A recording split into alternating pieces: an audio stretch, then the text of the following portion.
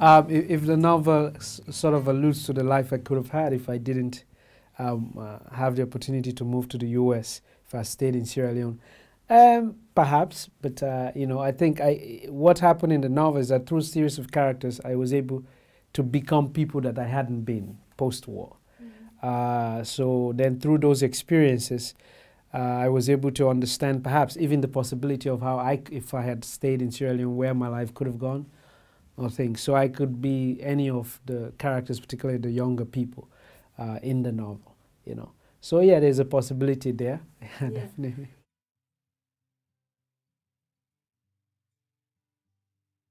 Well, the question that the novel poses is that what is there after war? Can you go back to normal life? The question is not an easy one to answer, but it starts with why the nostalgia? Why do people feel the need to go back to their home after war? And when they go back, they hope to have a connection to what had been functioning before it was disrupted. But can that really be sufficient anymore? And what is normality? Even normality, you have to redefine what normal means to you. Because when people return, the way they had looked at their life has changed. For example, in the novel, you have scenes where before the war, if a young boy was walking down the path with a machete in his hands, and people encountered him on the road, they did not fear anything. They did not flinch, they did not hesitate. But after the war, seeing that same image now had another meaning, because during the war, young boys had been holding machetes and caused violence. So when people see, they had to negotiate which one to believe, you know. And so it takes a long time to make things normal again, but it's possible. But you cannot go back to how things have been. You can bring some things in it, and you can try to hold on to what is most important to you. And I think that's what the characters try to do.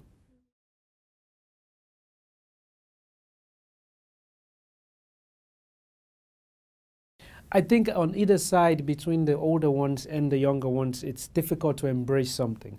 For the older generation, they're trying to bring the old ways back because they feel that in order for anybody to choose any kind of other tradition, they need to have an understanding of their own tradition and have a strong footing in their own tradition before they can embrace something else. And because this is what they know, they also are trying to bring everybody to it. And it's difficult to be an elder post-war, you know, because a lot of things have changed. And for the younger generation, it's also another difficulty because they don't really know what they want. They're not quite familiar with the old ways. But at the same time, they want something new, but they don't really know what that is, you know, because there's no model that they know that has worked. So you see this push and pull between the two generations through the narrative. And of course, some have learned things in the war that are useful to them, and the older people have learned how to be useful in a different way after the war. So there's this push and pull and throughout the novel, you know.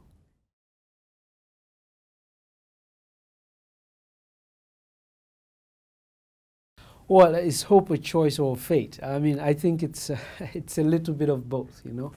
I think the fate comes from the idea that there's uncertainty everywhere. You do not know what's going to happen tomorrow, but you hope that it will be better because you're alive, because you've survived the war, and you feel that having survived the war, you are pardoned from certain things. So hopefully there will be something good for you. But it's also a choice because the choice is that you can, the characters can choose to allow the burden of the past to just beat them down completely, or they can try to rise above it, which is why they try not to speak about it so much. Sometimes they don't have words for it, but they try to move on with their lives as best as possible. And so you have, it's a combination of both, a choice that they make, but also to have faith, because everything seems so uncertain, and which is one thing the characters have learned in the war, that life is fragile, things will change any moment. But with that also comes the ability that they've come out of this war where most people did not survive. So it's a little bit of that they have.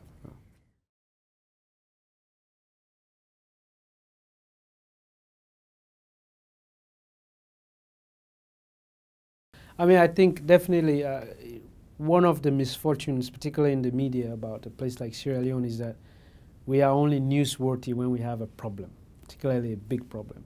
Besides that, nobody's interested in hearing about Sierra Leone. So, and I think that's when the role of writers come in, because we can fill in that gap. We can invite people to say, hey, when there is no war, when there's still people living here, and this is how they live, and these are the beauties of their traditions, these are their hardship, these are all, you know, just like everybody else everywhere. Maybe the way they translate their desires are different in terms of tradition and language, but it's the same. Everybody wants their family to be happy. Everybody wants to be surrounded by people they love. It's the same everywhere, you know. So I think for me as a writer, constantly I try to do that. But even when there is a difficulty, oftentimes when it's explained, there's no context. The human context is missing. So also when I write about that, I try to explain the context. You know, for example, now we're in the news because of Ebola in Sierra Leone, and even the way that is presented, it's not honoring people who are in that situation. Nobody's really asking the question, what happens if your child, God forbid, if your child catches Ebola, or somebody you love, your husband, or your uncle, or your brother, or your sister. You can't just run away from them, you know. But often when it's presented, on the other end of it, people present if these people are reckless, they not care enough, and they spread the Ebola around and things like that. But nobody explains that when your loved one gets sick, your immediate thing you want to do, the natural instinct, is to take care of them and make them feel well. And in the case of Ebola, in that sense, then you may contract it because you're trying to get your loved one to the hospital. You can't just be like, oh, I love you, my daughter or my son, now you have Ebola, I'm going away. But when it's presented in the media, that difficulty, that decision that people have to make, the choices they have to make like that every day, nobody explore that, you know. It's just presented, these people, they just do these useless things and they get this disease, you know.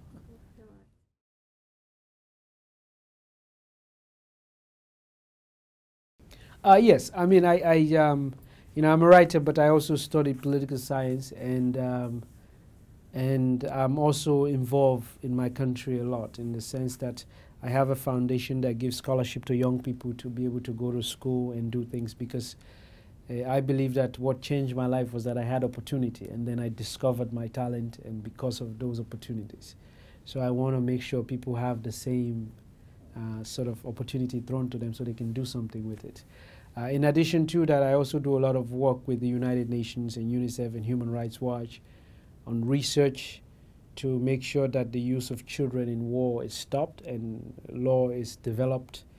And lastly, I go to these places myself with some UNICEF workers to countries that have civil war and participate in the negotiation and release of children who are fighting, as I was when I was a young boy.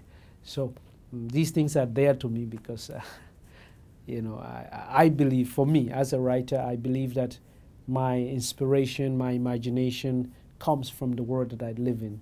And I feel that I have to give back to it also in other capacities, not just through my literature, but through other practical things as well. So.